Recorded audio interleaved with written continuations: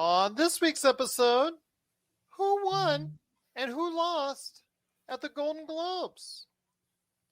Should Ubisoft seek a buyout? And the good and bad with Dungeons and Dragons. All this and more as we reach our next stop, the PCC Multiverse.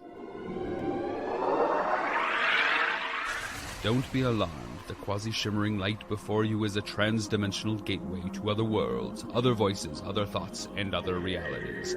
Up feels like down, and down feels like the number 7 on a Wednesday morning. Don't worry. That quivering, blood-boiling sensation under your eyebrows is all a part of the charm. Welcome to the PCC Multiverse. And we're back with another episode of the PCC Multiverse. This is Gerald Glassford from Pop Culture Cosmos, Game Source, Inside Sports Fantasy Football, the Lakers Fast Break. We truly appreciate everyone out there listening to all of our fantabulous, as I made up a new word, shows. And if you can, please give us that 5-star review wherever you get your podcasts. Plus, if you could like, share, subscribe, follow, or do whatever it is that you can to support us right here at the Pop Culture Cosmos, the Lakers Fast Break, Inside Sports Fantasy Football, Game Source, the great folks at Vampires and Vitae, Wild Beyond a Witchlight, part of the Wizards and Wine Emporium, and all the things that we do, including Demolition Force Mondays and everything that we do within the realm of tabletop RPGs. The fact that we have a wonderful site, popculturecosmos.wordpress.com, and of course the fact that we cover every single day the latest news and trends in pop culture right there for you at Pop Culture Cosmos on Facebook. And if you can do all of that, if you can support all of that, and especially if you can like all of that, it is sincerely appreciated. But it wouldn't be a PCC Multiverse without my good friend and compadre in crime on Fridays. She is now back on the Friday show after seeing the limelight of the Monday show. She said there's a difference in the chair and the seating and the lighting and all that. So I guess she's right. I don't know. It seems all the same to me. I'm just saying Josh's chair is a lot comfier than mine. That's all I'm trying to say. You realize, though, that Josh's chair is in Texas. Well, I mean, I guess everything is bigger in Texas. I don't know. Yeah, it is a pretty big chair. You're right. Yeah, if you could just send one of those my way, Gerald. I'll ask Josh. He was reaching out to me today, talking about a possible interview he could do while waiting for the baby, and I was like, yeah, sure, you can do the interview. Next time I'll add it. Sure, go ahead. Do the interview anytime you want, man. No problem. By the way, Melinda wants your chair. Yeah. Just wanted to let you know. I'm sure he would be thrilled. I'm sure he would be thrilled indeed. But you can go ahead and check out what she's doing today at Vampires and Vitae, turning those tarot cards over right there for you on Facebook. Vampires and Vitae on YouTube and wherever you get your podcasts. Wild Beyond a Witchlight with Wizards and Wine on YouTube and wherever you get your podcasts. It is my good friend. It is New Style Hair. Melinda Parkhouse Ross. And Melinda, great to have you here, back on the show, back at the Friday show with your comfy normal seat once again. Yes. Back to regular padding. I guess the padding has always been the same for me, and I'll just leave it at that. Especially because this chair, if I sit in a wrong fashion, I actually will, on air, actually slide down a couple notches because it's actually starting to break here on me. So that's not a good thing. But what can I say? The wonders of the chair. Yeah. Or maybe it's more about me. I don't know. Lined up for Melinda has the rant you've been waiting for, listeners and viewers, about the 200 greatest singers. There's been a lot of controversy since Rolling Stone put out their list and their thoughts on it. We'll talk about that coming up in a bit. Plus also a little bit more ranting, not just on who won and who lost the Golden Globes, not just 200 greatest singers, but also as well the good and bad with Dungeons and Dragons. The good, it's an announcement of a TV series. We'll tell you where it's going to go. But the bad being some decisions of some leaked documents by Wizards of the Coast, aka their parent company Hasbro, and what their plans are for this new D&D 1 concept that they have coming on, which are really, really ticking off fans, including us right here. So we'll talk about that as well. Ubisoft, we'll talk about the fact that they not only have some issues, but we'll ask ourselves, is it time that they should be bought out by a big entity like, what we've seen with Bethesda and Activision and all that? We'll talk about that coming up on the show.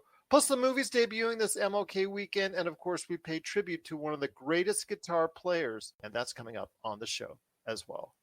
But first, my friend, great to have you here once again. I wanted to ask you if you got a chance to see the Golden Globes coming back after a lot of controversy over the past couple of years.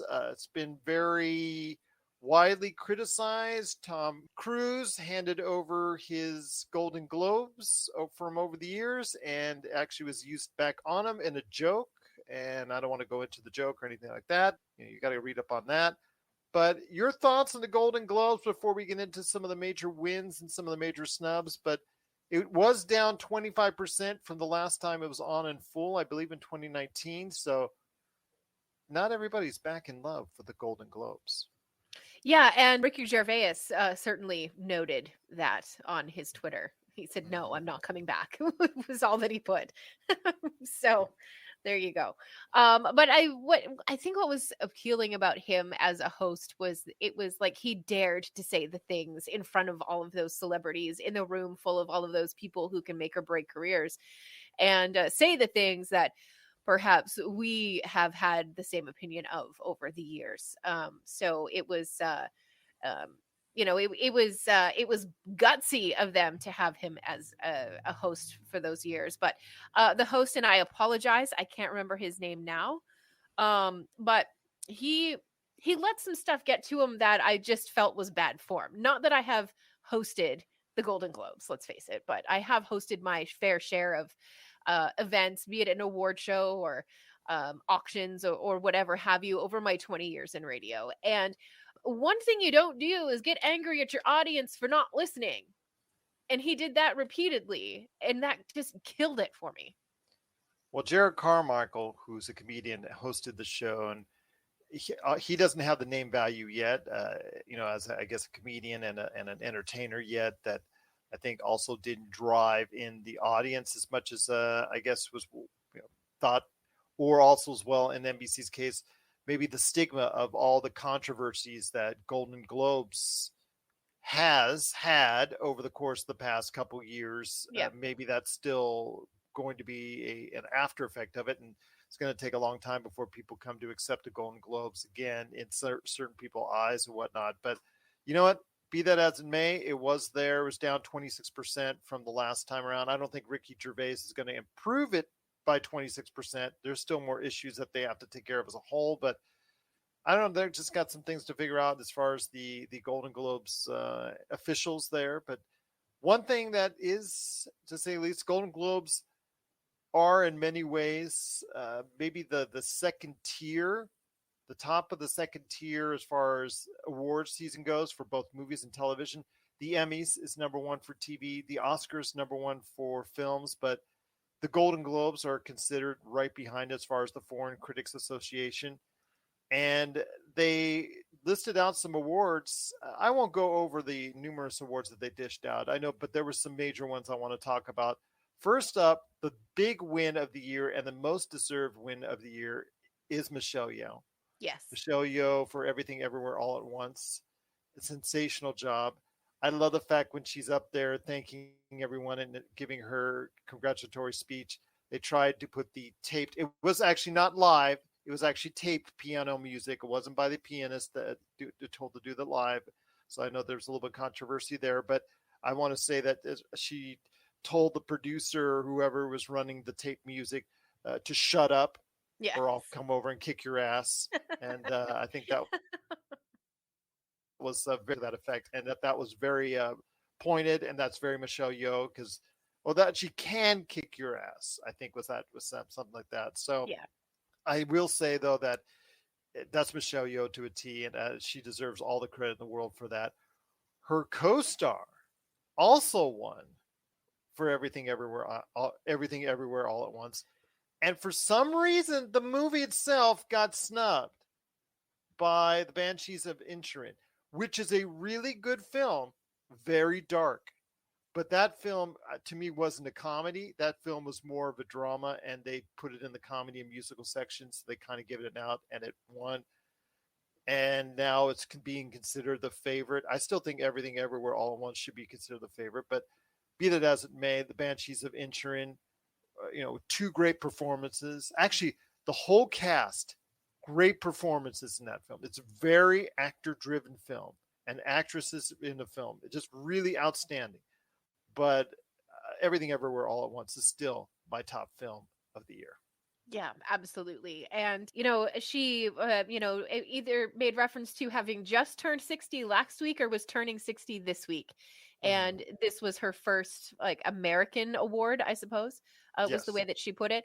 It just gives you a little bit of, what's the word I'm looking for? I'm not saying hope, because I feel like that's a little bit too much, but when you become a woman of a certain age, you're like, oh, that's the young ladies game. That's for the younger girls and all of that kind of stuff. And not when you have women like Michelle Yeoh who are walking in and, taking these awards that are so well deserved and have been deserved over the course of her incredible career.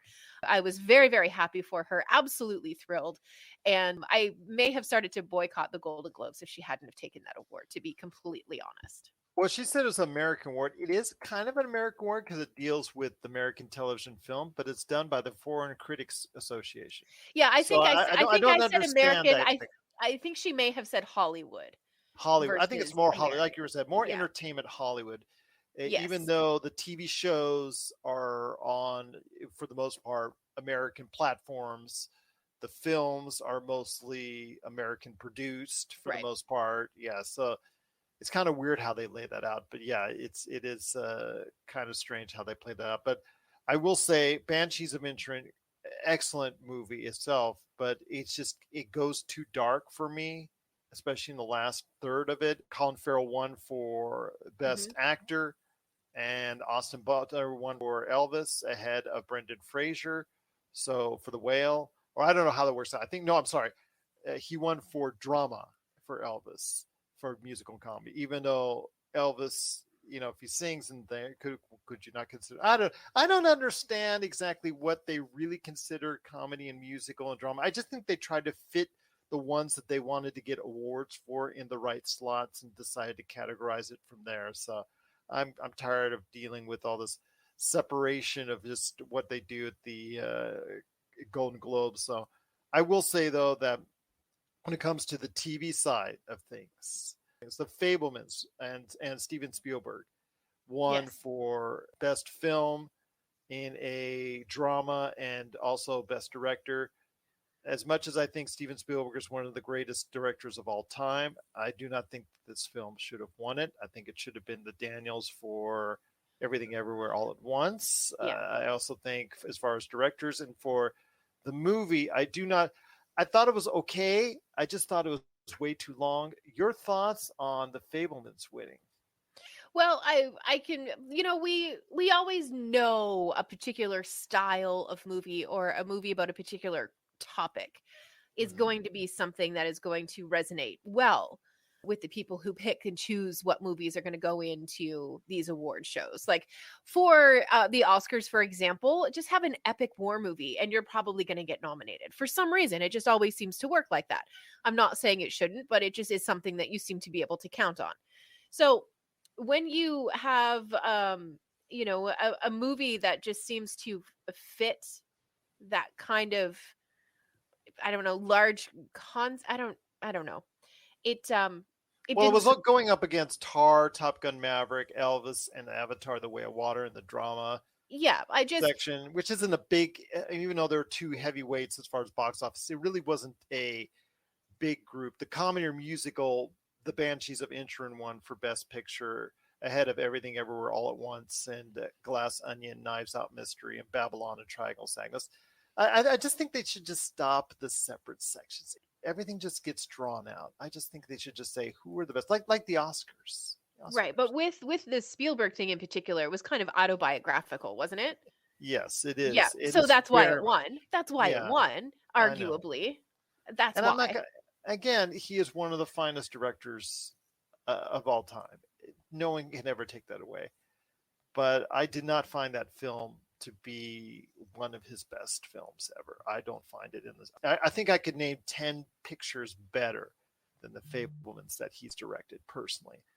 I think that's something that, it was, like you said, autobiographical, but it's an okay movie, but I just didn't find anything resonating from it. And I understand it's based off his early life, but I just didn't think it was endearing enough to me. Yeah, and when you have a Spielberg autobiographical film that he has directed, perhaps it doesn't need to make you do that. It just ticks enough of the boxes where they are satisfied with that selection and they move on to the next category. Yeah, I guess so. But congratulations to him nonetheless. And the way, again, they do it with the Golden Globes is very, I don't know.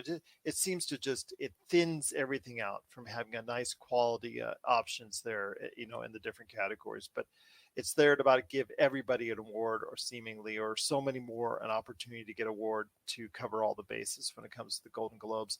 As far as the TV side, want to go ahead and cover some of the major victories for The White Lotus, Abbott Elementary. Both are outstanding shows. I'm not going to disparage anything on those two. Those two are just outstanding.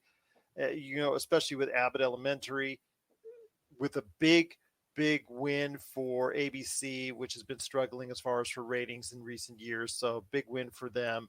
With The White Lotus, everybody's caught on to the fascination everybody's had with The White Lotus on HBO. I still think Severance was the best show I saw on television. I've told you that all year long. So I thought that kind of got snubbed. I do want to say one last thing as far as the Golden Globes. I do want to go ahead and congratulate Angela Bassett for a supporting role in a motion picture. It's the first acting award ever for the Marvel Cinematic Universe for her performance in Black Panther: Wakanda Forever, which is pretty cool, seeing how the MCU has already been around for 13 plus years and finally is getting some notoriety outside of just on a technical aspect. Yeah, for sure. I think that's huge, and plus she looked amazing as she accepted her award, and I'm there for all of that. I have such a soft spot for those Black Panther movies. I think that they're fantastic, and I feel it's fitting that those movies be the only ones really from the Marvel universe in an acting category that have won, because I have such a soft spot for those movies. I just think they're so incredibly well done and compelling. So absolutely, I couldn't agree with you more. But the Golden Globes just came and went, maybe in some cases stirring up the odds for possible Oscar victories for some of these films and some of these actors and actresses with their performances. Banshees of Inisherin, The Fablemans getting some love at the Golden Globes. Also as well, Everything Everywhere All at Once with some great acting awards. So definitely looking forward to seeing how that translates into box office or Oscar gold coming up in the near future for those films. So if you have any thoughts on the Golden Globes, please let us know. popculturecosmos@yahoo.com. For the latest news and information, analysis and opinions on the Los Angeles Lakers and the NBA, check out the Lakers Fast Break podcast today on wherever you get your podcasts.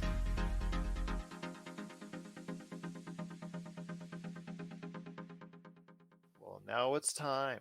We've been teasing it all week. She has been formulating her thoughts, percolating like a coffee machine. I want to go ahead and ask you your thoughts. Rolling Stone last week debuted its greatest singers ever. I don't know how that translates other than the best singers ever, or I don't know what their parameters on it. I tried to look at it and it's just like, okay, that's just going down a rabbit hole I don't go down, but I know there's some thoughts on it as far as those who made it and those who didn't, with more on those who didn't. And when it concerns greatest singers, are you talking about most successful, or the parameters in which they decided these are the greatest singers of all time, I really found questionable. I'll just say that in some of their choices, but I'm going to hand it over to you, my friend, with no Celine Dion, no Sting, and some other notable absences. How can it truly be the 200 greatest singers of all time? Well, unless you got Luciano Pavarotti and, some opera singers, those are the true great singers of the universe. So. Well, okay. So because I was offended on a personal level by this last week when we first started to really kind of talk about it. You were. And, like, deeply offended on a personal level for those who were left off of this list. And I am not mad about anybody making it onto this list. I'm not upset, and I don't hold any kind of anger or hostility towards any of the artists, the 200 who are on the list. But my grievances are more about who was left off, and I think that that's really the camp that a lot of people are coming from. The criteria is murky at best. I know that the last time they put something like this together, it was all done internally by like staff writers at Rolling Stone. And they actually expanded this time around and put the call out to a lot of their regular contributors who don't necessarily work in Rolling Stone HQ. So they've kind of opened it up to anybody who has worked at Rolling Stone and written an article at any point. Make your argument to get anybody on this list. So a lot of people deserve to be on the list. Erykah Badu, Jeff Buckley, Aaron Neville, Clyde McPhatter, Usher, Selena, Amy Winehouse, Steve Perry, Joe Fogerty, Chris Cornell, the list like that. Okay. Nobody is upset about anybody who's on that list at that point. Rihanna made it on the list and very high up in the list, which I found interesting. Please don't get me wrong. I love me some Rihanna. Girl, give me that album.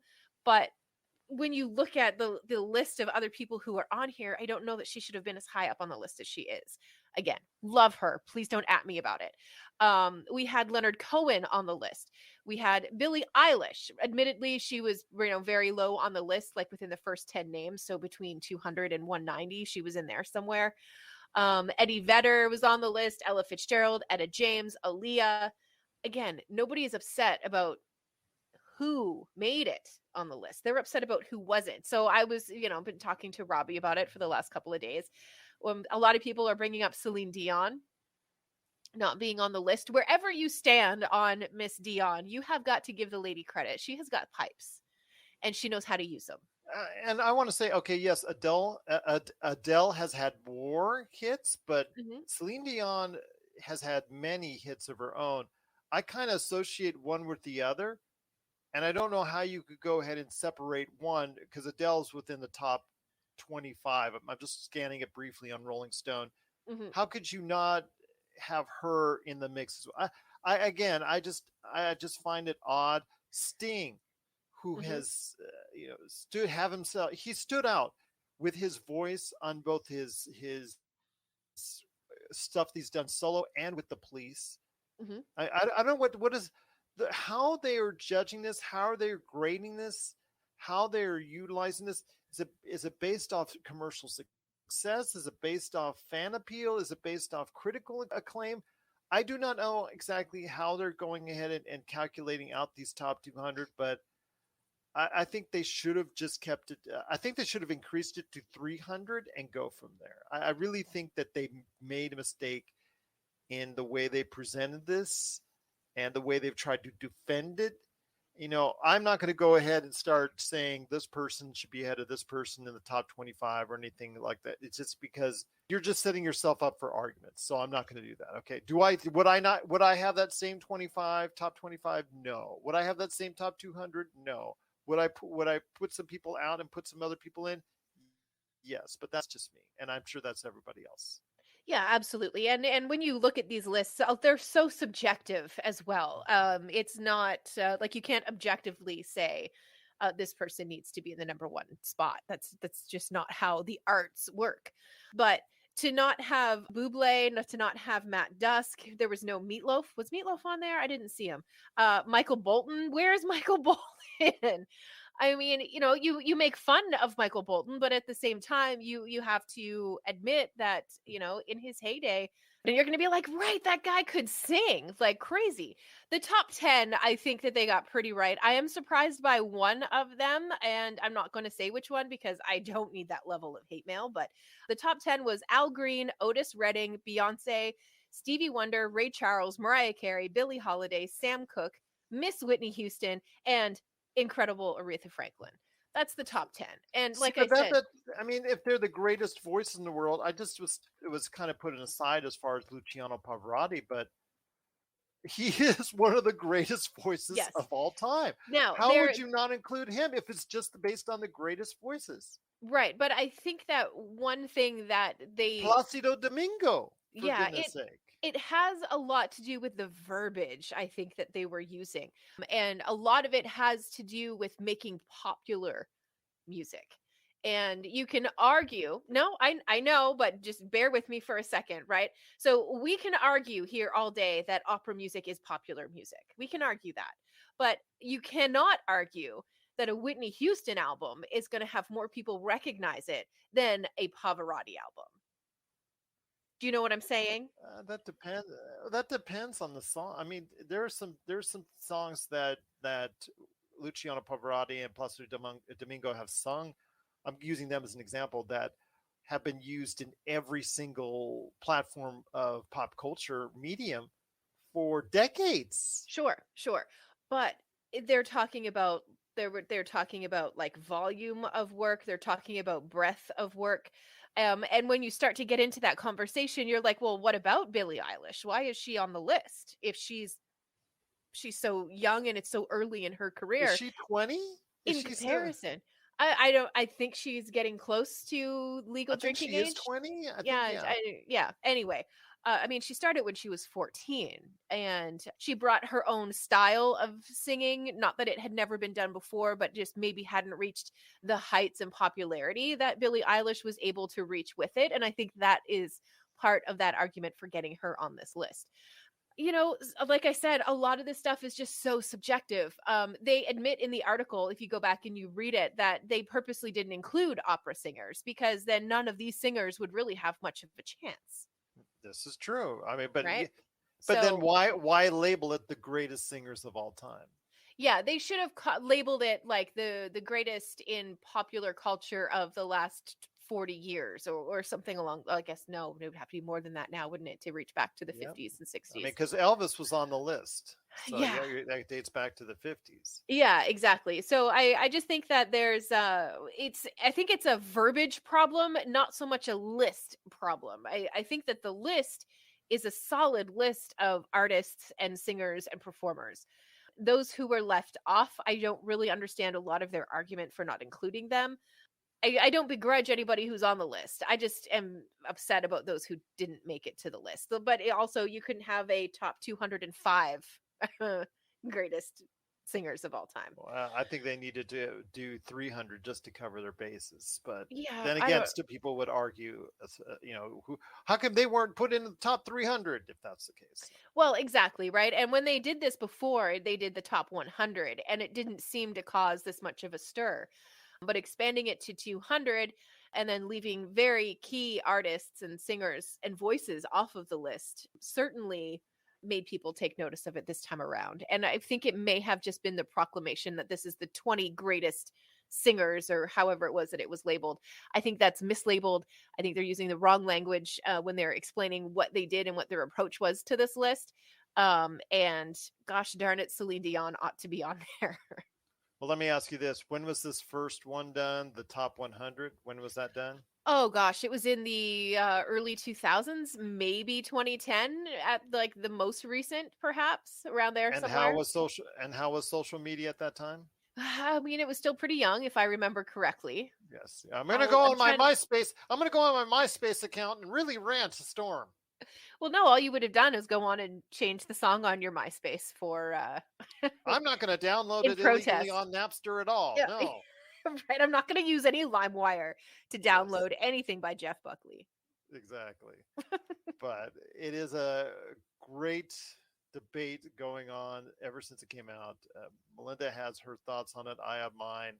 I know you do as well. So please, we'd love to hear your thoughts on the greatest 200 singers of all time list. which is now available off the Rolling Stone website, so you can check it out and comb over it yourself as far as the 200 is concerned and share us your thoughts on the greatest 200 singers of all time list on Rolling Stone. Is it to your satisfaction, or do you think someone else should be in there, or two singers, or three singers, or more? Would you make some changes to the 200 greatest singers of all time list on Rolling Stone? Please let us know. popculturecosmos@yahoo.com. And if you're ready to talk toys, I haven't stopped talking toys. Let's get to it. it's the Jay and Rob Toy Show, and we're back for season 2 for 10 more episodes of toy talk and goodness. And this time we talk Marvel figures, we talk DC figures, holy grails, play sets, what if scenarios, and so much more. But we're not alone. We've brought a few friends with us this time. All that and of course our action figure spotlight. So check out the Jay and Rob Toy Show season 2, exclusively on Jinx Esports TV Canada. Well, my friend, 1.5 hour down, 1.5 hour to go. I actually thought that was pretty calm. You were pretty chill. You were going into the show fired up, angry. You know what? I thought you remained subdued, and you remained, I'm going to give you a big compliment on that, because you were really fired up going into this episode. Yeah, and you know what? I credit my discovery of stoicism. I'm working on keeping myself a little more calm, a little more keel, a little Reach more that zen. level of zen. Yes, that's where I'm trying to come from. But no, once, like last week, because I was only really seeing stuff from the naysayers and the people who had the big problems with the lists, and they were just absolutely trashing it. And then I went in and I've read it a couple of times at this point, and I've gone through the list, and today in painstaking detail, so I could, kind of make some notes about who I was happy to see on it and who I thought should have been included, and all that kind of stuff. So I managed to logically calm myself down a little bit, and I think it really does come down to verbiage used and not being really clear on what their parameters were for getting their list together. Such a travesty. I know. Names in history like Celine Dion, Sting, as we mentioned. Weird Al Yankovic. That's the biggest travesty of all. I'm going to write a letter. I'm going to get him put right in at number 200. There you go. Sounds good indeed. Can you imagine? Yes, but we've got a great show still to come as far as the rest of the half hour is concerned. The movie's debuting this weekend for the Martin Luther King Jr. holiday weekend. Hopefully everyone will have a safe and fantastic and enjoyable weekend. Plus also remember the great Martin Luther King Jr. during that, and I hope that they do. Wanted to go ahead and mention some of the movies that are coming this weekend, trying to fight off Avatar, The Way of Water, and also Megan, which overperformed, which we talked about on the Monday show, which I still think will have a decent second week as far as in its opening couple weeks. It is the lower budget horror movies we always talk about on the show that really are the money makers as far as Hollywood is concerned. But in its new week right now, as far as the debuting of some movies, one of the movies that is actually going to be expanded is A Man Called Otto with Tom Hanks. Because he's a widower and really is not happy with anyone, then the neighborhood comes together, and he becomes a little bit more warmer, and there's a happy, feely, good story there. I think that movie is done pretty good in its limited number of theaters. It gets expanded. How encouraged are you by this movie heading into the weekend? I think it's going to do okay. I don't think that Tom Hanks is ever going to get back the Tom Hanks name and drawing power that he once had. But still, a Tom Hanks movie could be a really good Tom Hanks movie when it wants to be.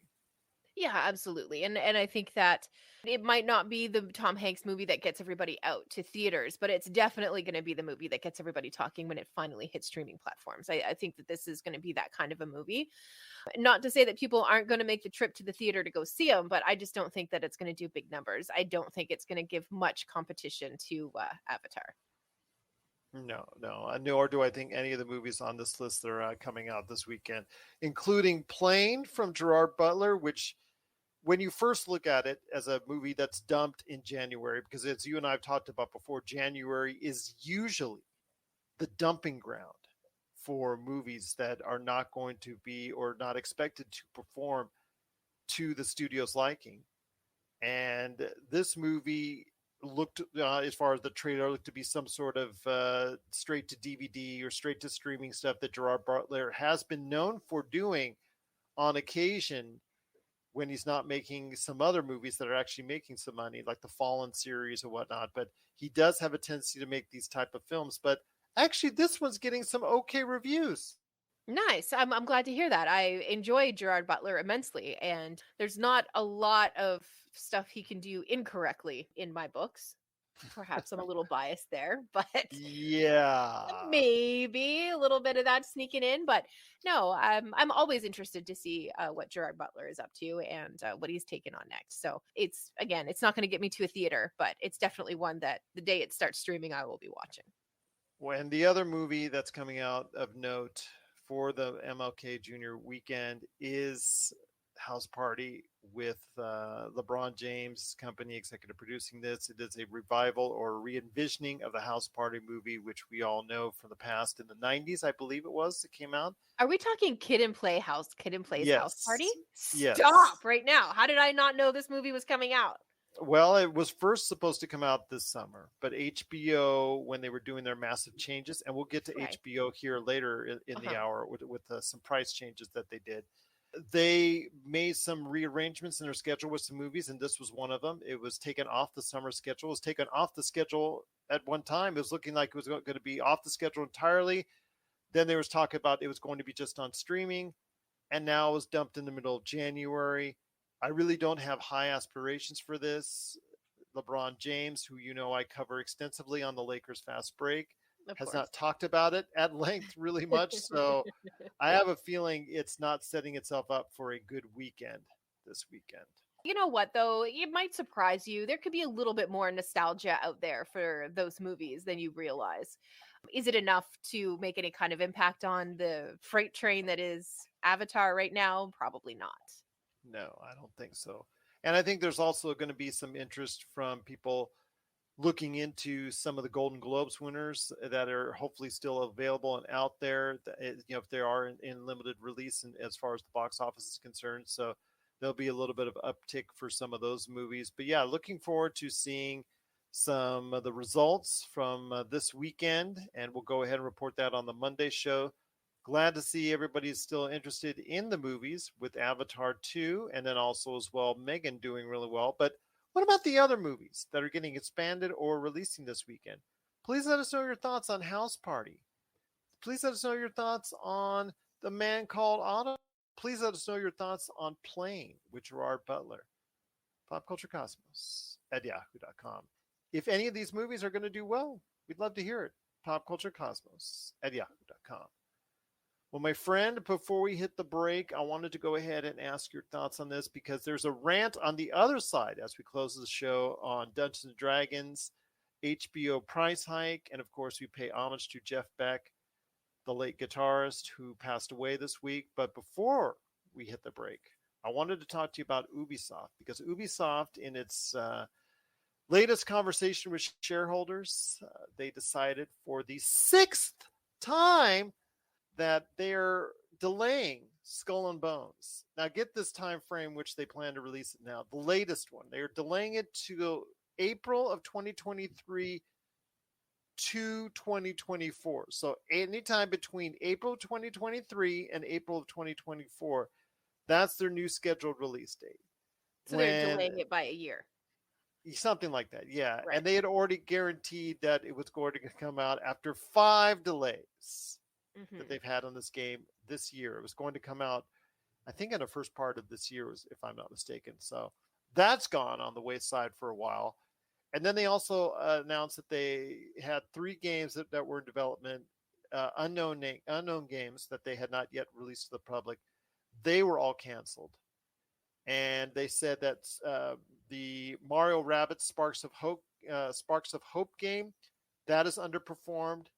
And Just Dance, that game has also, for this latest year, that has underperformed. So Ubisoft is not in the position it was in. And this is something I know that Josh and I talked about because he has such a love for the Assassin's Creed series, which has done so well, which basically was one of the main reasons why Ubisoft in the early 2010s, I'm going to say 2013, was one of the top video game companies in all the world.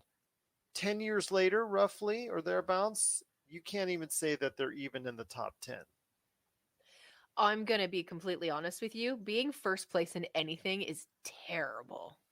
It's so hard because you have the farthest to fall and you have everything to lose. And being the top dog, especially if you manage to get there and stay there for a little while, it makes you complacent and you stop thinking about innovation and you stop thinking about, some of the things that helped your company to get to that number one spot. So all of a sudden you're just reskinning things and you're just changing bits and pieces of games and re-releasing them, which we have seen happen quite a bit. But I think that it's just going to take hiring a couple of the correct kinds of game developers to come in. I'm not even saying to bring in a brand new IP. I'm thinking to just take something and evolve it, give it a new iteration, and really hone the craft on it, really work at it, really dedicate a lot of people to it. And you're going to slowly crawl your way back up to that number one spot. But right now, what they're doing just doesn't seem to be working. The Just Dance stuff, I'm not surprised. What a trend that was, though, when it was at its peak. Everybody was playing those games. There were ladies all over the world who were using that as their workout program, self included in that. But, I'm not surprised to see that that's kind of fallen out of vogue, especially when now what you want to do is learn the new TikTok dance and do the TikTok dance instead of the Just Dance dance. So it's just not as cool as it used to be. So, there needs to be an evolution of that. And once you start to be able to do those kinds of things, then I think you're going to start to see them, switch their momentum around and start to get their way back to the top. I think it really does just come down to relaxing and resting on your laurels a little bit. I'm glad you think a little bit better of them than I do. I think they've been a company that's been mismanaged for a long time. Mm-hmm. I know that they still have, with Rainbow Six and Assassin's Creed, 2 IPs that they can rely upon, but the way I do love me some Rainbow Six. I'm terrible at it, but I do love that game. Yeah, and they've made some continuous money over the years, even when they went to their style of, I think, like a free-to-play option with a whole bunch of microtransactions and whatnot. They've actually been able to do very well, Matt. But while those 2 have been successes, those 2 IPs have been successes, the Division, they've done dirty. They've really destroyed that IP, which was so promising at one point in time. And other notes of IPs, I mean, their latest with Mario Rabbids, which was such a huge hit for the Switch. The first one was such a huge hit, and with this latest one, which did garner decent reviews, for whatever reason has not resonated as well, as underperformed in Ubisoft. I just think this is a company that's in need of help. It's been mismanaged for over a decade now. It has a lot of projects that they've released which have failed miserably, or a lot of things that they've spent time and money on which have failed miserably. I really think that it's time for a party to come in, similar to a Sony, or similar to what a Microsoft has done for Bethesda, and for hopefully Activision Blizzard, to go in and really make some changes to go ahead and set things better and set things right for the company.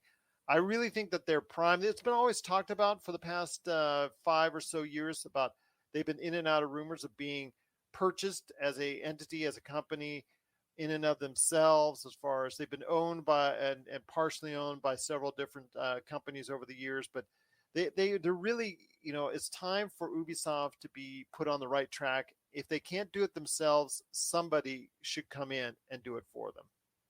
Yeah, I agree, and I think that might be one of the realizations that they're having. So I don't think that they're dead in the water by any means. I think it's just going to be they just have to get the right people in the right places working on the right projects. And I mean, if we all had that kind of capability to have that kind of foresight, we'd all be millionaires, right? Yeah, that's true. But they burned out the Assassin's Creed IP for a while when it came out every single year. And then they realized this can't be the next Call of Duty. They can't do Call of Duty what Call of Duty does, bring out a new one every year and expect high sales. So they suffered for that and try to make it as games as a service. And it hasn't gone over as well as they'd hoped there as well. But the AC brand is still very strong. And then, like you said, with Rainbow Six, as you can see from behind my head, it is still something very much revered by gamers all over. So yeah, I mean, it's something that they do have IPs there that are attractive. I just think that they need someone, some entity to come in and right the ship for them because they're not writing it themselves. Sure, and they will find that person, or that team of people. There will be people who come in to help steer that a little bit better. But I really do think it's going to come down to picking one really important project and sinking all of that time and all of that talent into it. And once that becomes successful, then your team starts to get a little bit more courageous again, and money starts coming in, so the bean counters are happy again, and the creatives will be able to just go ahead and do their jobs. Because when the accountants get involved with the creatives, that's when you start to see little weird problems like this happen.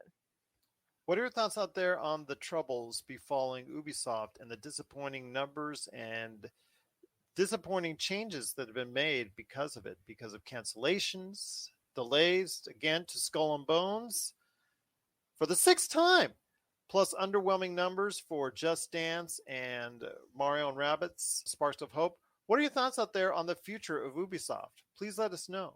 popculturecosmos@yahoo.com. If you're in the Las Vegas and Henderson areas and are looking to buy, sell, or trade the best in classic or current video games and pop culture collectibles, there's no better place to go than Retro City Games.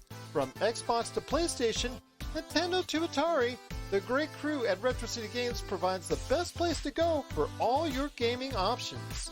Stop by their 2 awesome locations in Henderson and also the Las Vegas Strip, or follow Retro City Games on Facebook and Instagram for all the latest deals and new items.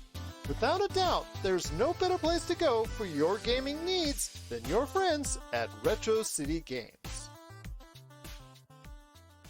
Well, my friend, we're almost out of here, but before we go, I want to go ahead and touch on a couple things that have caught my eye. The first is a price hike coming up for the ad-free portion of HBO and HBO Max, primarily, was what we should be talking about, HBO Max. With the merger between the Discovery HBO happen here in the coming months, and advance, effective immediately, the rate monthly, yearly of HBO Max. It is now exceeding what you have to pay for Netflix. Your thoughts on this, on HBO Max increasing its price and not being the value that it once was? Yeah, I'm probably going to have to get rid of that service until the next Game of Thrones thing happens, and then I'll get it again.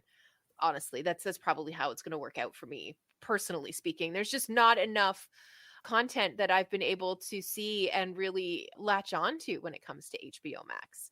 I'm not saying that they don't have content on there, because they certainly do, but when I have all of these other options in front of me, particularly ones that specialize more in anime and stuff like that, that Robbie and I tend to watch, they just don't really have a lot of that. So I don't catch myself watching it very often. I just think it's not the right message you want to make now. But then again, they've been restructuring for almost a year now. Yeah. And I was surprised going into 2022. I thought they were just doing really good, looking on the upside. I thought that the day and date movies thing had really sparked their subscribership to the point where it's really starting to look really positive. They had a lot of content on there that was really promising and really good. And they still do, like you said. I mean, the White Lotus, Winning Time, Tokyo Vice, they've got a ton of good stuff there that I think people should go ahead and catch. But to now being in the price range of what Netflix is, or also more than Netflix, is not a good way to go. I understand that there's going to be added value with the Discovery shows and that's what they're prepping people for, but if there's a price hike then, after you made a price hike now, that's not a good combo. Yeah, no. If this is an upfront thing that's not going to become a higher price tag once all of that stuff is available, then okay. But no, I'm with you. It's I can't imagine that they're not going to charge more money once more of that content is on there. What are your thoughts out there on a price hike for HBO Max? Please let us know. PopCultureCosmos@yahoo.com. Well, my friend, 10 minutes left. So I Mhm. thought we'd cover it mainly with the Dungeons and Dragons discussion Yeah. because a little bit more venting needs to be done. Mhm. First off, the good. The good and Yes. bad with Dungeons and Dragons. The good is that Paramount Plus, another streaming service that has also had some ups and downs, most likely they're probably going to increase their price at some point in time. But they are promising to go in development with a Dungeons and Dragons series, which I think we talked about when we started seeing the trailers for the Dungeons and Dragons movie coming out later this year. So that seemed like a natural to me at the time. Mhm. So I'm glad that they're finally instituting it. I know that our Dungeons and Dragons group were really excited for it when I dropped the news onto them. So your thoughts on the TV series for Dungeons and Dragons, a live action one? Yeah, it can only be a good thing. I love that fantasy setting. I love swords and dragons and wizards and magic and elves and fae and satyrs and crazy looking monsters. Like I love all of that stuff. So of course I'm going to love a Dungeons and Dragons show. And that's before I start to talk about my background in Dungeons and Dragons and what I've been able to do there. So it's basically like they're making a whole show just for me. I think though that they should do it and approach it the way I mentioned it before was like, let's have Melinda, with the whole dungeon master screen there Uh-huh. talking to Uh-huh. the players. Yeah. And as she's talking to players, it slowly fades into Yeah. that mystical world. Yeah. And then we'll go transfer back and forth as far as, okay, let's say Roger is on the table and he rolls a 1. And then you see what bad happens to him in the live action part of it to see what actually happens. So they're going back and forth on that. So it keeps the actual spirit of Dungeons and Dragons, and maybe, despite what I'm about to say next and what we're going to talk about next, maybe get people interested in the actual game that's even possible. But I'm just saying that would be the thing I would, if I were creating a series, I would do it that way. I think that would be a wonderful way to start each episode. To start with a group of people sitting around a table, passing around the bag of Doritos and all of the other snacks, which is a huge part of sitting down at the table to play D&D, let's be honest. Yes. And the first dice roll at the table is the first thing that happens, in the fantasy world that they're creating around the table. I think that would be a wonderful way to transition between the two and Or keep like anytime the essence of D&D. Yeah, or anytime a battle happens, like let's say, Yeah. okay, yeah, I get my bow out, because my character in our Monday show is famous Yes. for his bows. So Mhm. I get my bow out and I'm going to be shooting from 100 feet away. Blah, blah. Well, roll. So it rolls and you see it slowly, it's done rolling, and then all of a sudden it lands on, let's say 17. Yeah. So, and according to the rules, it would actually hit. Mhm. So, and it hits with this amount of damage. So then you actually see it play out live like that, as far as it intertwines with an actual live game. So that's just me. I just thought it would be good. So Yeah, that's definitely an interesting transition, and I think it would be a wonderful way to keep the spirit of like what a D&D game is like and marry it with a full on series for Dungeons now and Dragons. I think that'd now be my pretty cool. betting odds. Now my betting, since we're in Vegas, the odds say that it'll most likely be a generic Willow style, fantasy. 1000%. Yeah, that we're seeing. Yeah. Similar to what we're seeing as far as the movie's concerned. Just straight up, it's in a fantasy world, deal with it. There you go. But Yeah, we'll support it. people will be drinking from horns and wooden steins and eating with 2-pronged forks and A all wannabe of that stuff. Witcher, a wannabe Witcher, a wannabe, you've Right. seen it, come and go. You've seen it before, because I know Paramount Plus is not going to put the same amount of money that Amazon did on Hoarder. So No. yeah.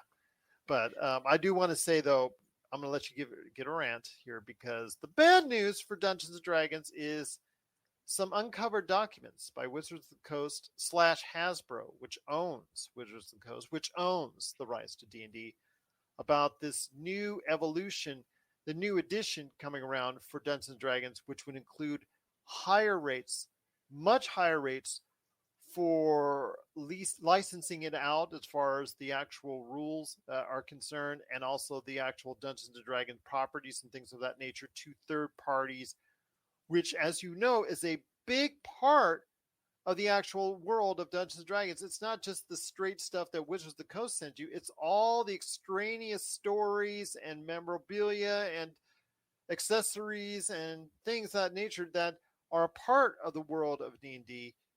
Now Hasbro and Wizards of the Coast want to, according to the documents, increase that substantially. Increasing it, I'm going to say that's just the cost of doing business. A slight increase, everybody would say, okay, that's acceptable. But they're doing it to the level which is going to shut out a lot of these third-party entities, which would include a lot of people that love to play this part of the Dungeons & Dragons universe. Your thoughts on the mistakes that could be heading our way with Dungeons & Dragons 1? Okay, so if you play D&D and you don't own anything from Kobold Press, go right now to koboldpress.com, I believe is their website, and start buying their stuff because it's so good. It's fantastic stuff. And they have a lot of different heritage options that you can play, and they have some different class stuff. They've got different backgrounds, different all kinds of different stuff that you can pick that doesn't officially come from Wizards of the Coast. Very, very interesting stuff. Adds really cool spice to your campaigns.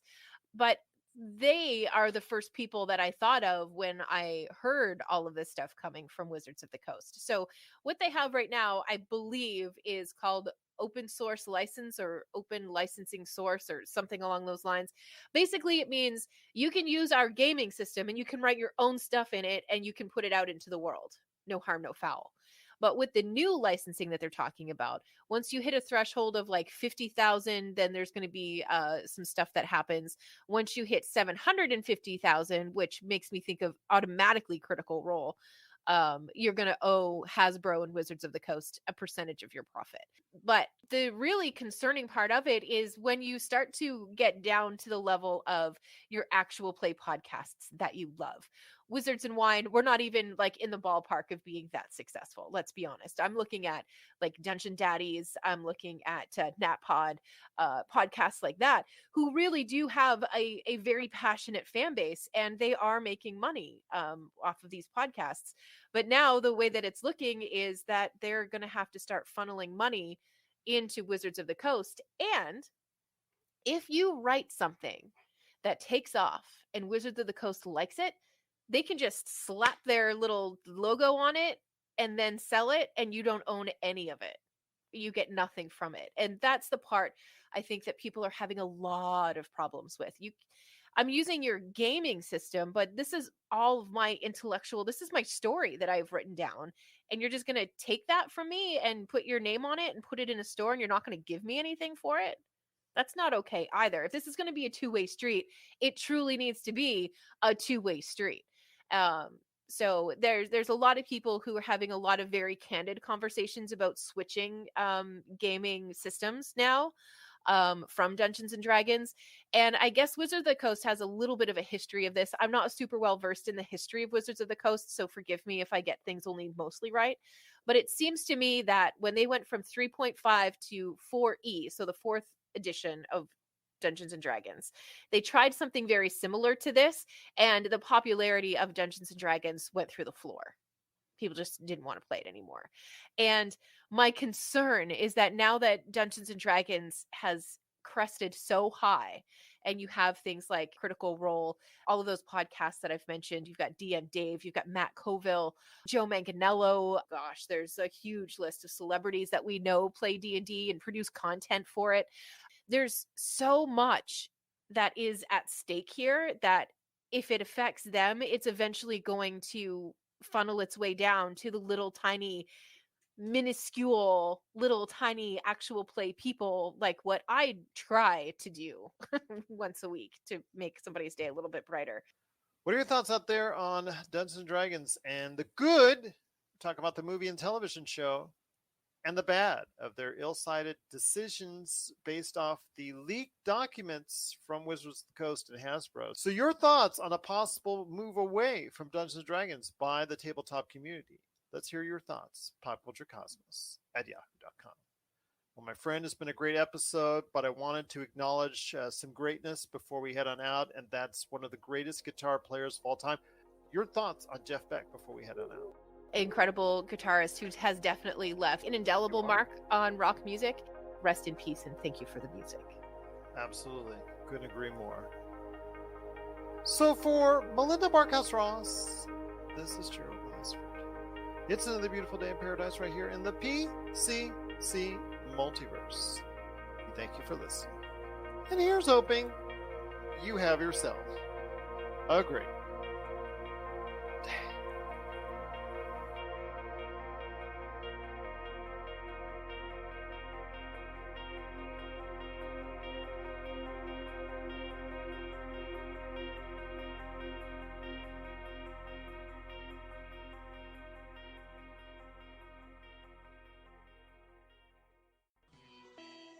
You're listening to a Weeby Geeks Network podcast.